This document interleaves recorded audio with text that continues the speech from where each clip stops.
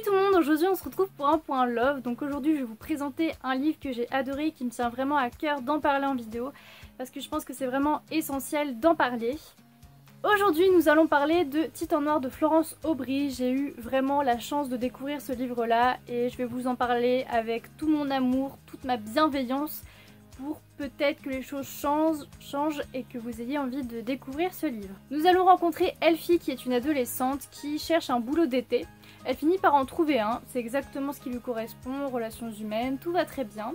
Son job se situe dans un parc marin, mais on la déplace de là où elle était, donc à l'accueil, pour aller s'occuper des animaux, plus précisément des orques. Et là elle se dit, bah chouette, dresseuse d'orques, métier parfait, métier en relation avec l'animal, donc relation de confiance. Enfin voilà, c'est un métier génial. Et plus le temps passe et plus elle se rend compte que ce n'est pas du tout un métier de rêve, ni pour elle, ni pour l'animal, et que il se cache vraiment beaucoup de choses derrière ces rêves qu'on nous vend en fait. Je pense que vous l'aurez compris, ce livre me touche beaucoup parce qu'on va parler des conditions animales dans les parcs marins.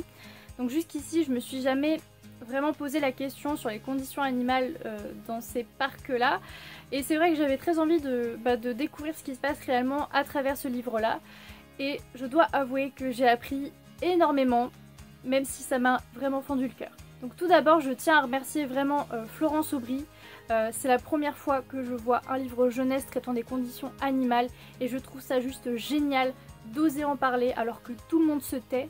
Je trouve que c'est essentiel et je trouve que c'est vraiment un livre à lire parce que on prend conscience d'énormément de choses et c'est vraiment essentiel en fait. On ne peut pas rester dans le déni en fait, il faut vraiment en prendre conscience et ce livre-là m'a apporté tout ce que je ne savais pas en fait.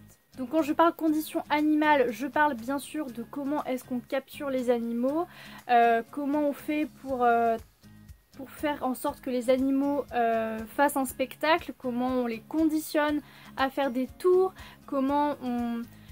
dans quelles conditions ils vivent, leur lieu d'habitat et tout ça, et on se rend compte que rien n'est beau en fait.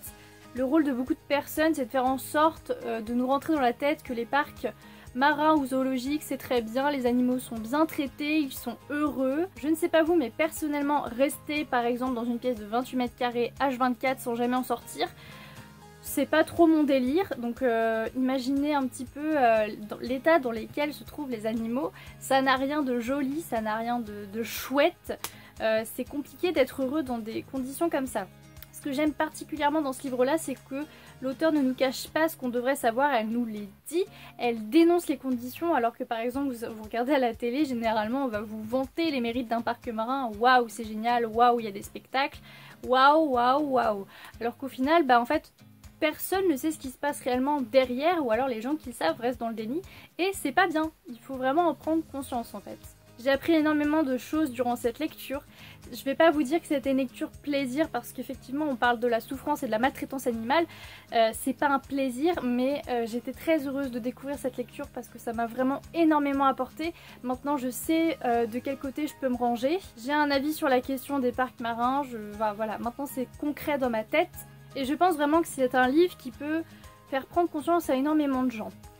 Il y a certains passages qui m'ont un peu paru crus, avec un langage très direct, hein, on tourne pas autour du pot, on dit exactement ce qui se passe.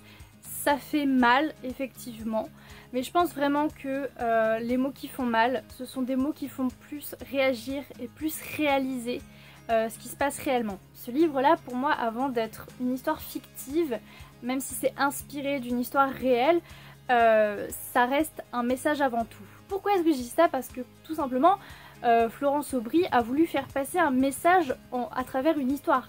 Et c'est pour moi un message qui est très très fort, puisque ça y est, il y a enfin quelqu'un qui dénonce les conditions des animaux, il y a enfin quelqu'un qui veut faire avancer les choses, principalement dans la littérature jeunesse. Donc ça veut dire que des enfants, des adolescents et des adultes vont pouvoir lire ce livre et du coup prendre conscience de tout ce qui se passe réellement. Et ça, c'est génial. Il y a principalement un personnage qui m'a plu, c'est le personnage principal qui s'appelle Elfie, parce que c'est une jeune fille qui n'a pas du tout conscience de ce qui l'attend dans ce parc marin. En fait, elle est tout simplement dans le déni, comme beaucoup de personnes qui pensent que les animaux sont très heureux, qu'ils sont aimés, qu'ils sont bien traités et tout ça. Et je trouve ça génial en fait, cette progression en fait de l'adolescente qui ne sait rien des conditions animales et qui tout doucement réalise que ah bah oui en fait il y a quelque chose qui se passe, qui va pas en fait dans les parcs marins, il y a quelque chose de bizarre.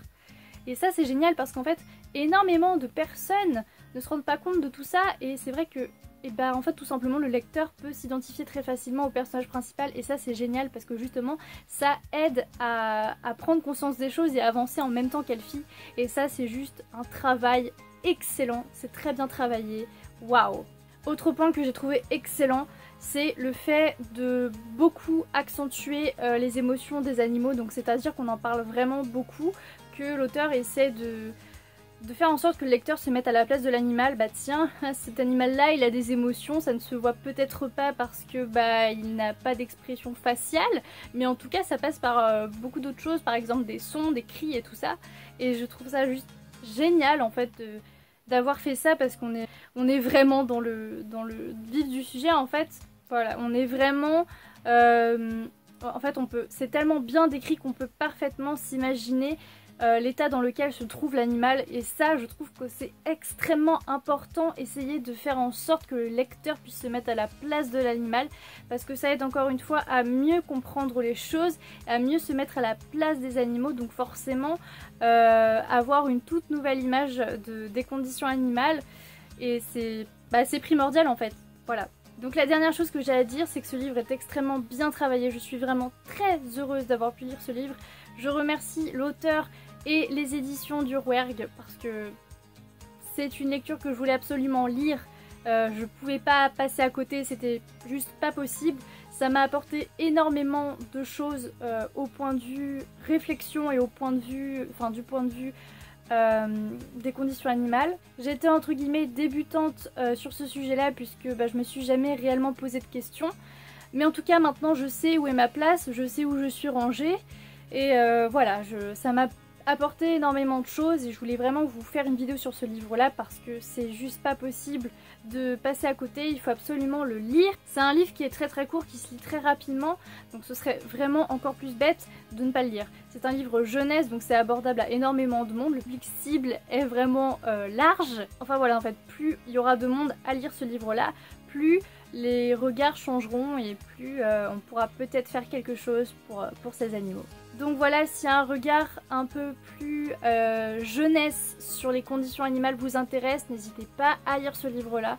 Il va vous apporter tellement de choses, il va vous faire réaliser tellement de choses et c'est ça que je trouve génial, c'est que le livre est extrêmement bien travaillé et juste moi je remercie vraiment l'auteur pour ce travail là quoi. Ce que j'ai à vous dire pour clôturer cette vidéo, c'est que les parcs marins ce sont des êtres humains qui sont heureux au détriment du malheur des animaux et ça ce n'est pas normal, ce n'est pas acceptable et ça malheureusement trop peu de personnes en ont conscience. Donc j'espère grâce à ces vidéos vous avoir donné envie de lire ce livre et surtout peut-être avoir changé un petit peu votre regard sur les parcs marins ou du moins sur les conditions animales. Je vous fais plein de gros bisous et je vous dis salut!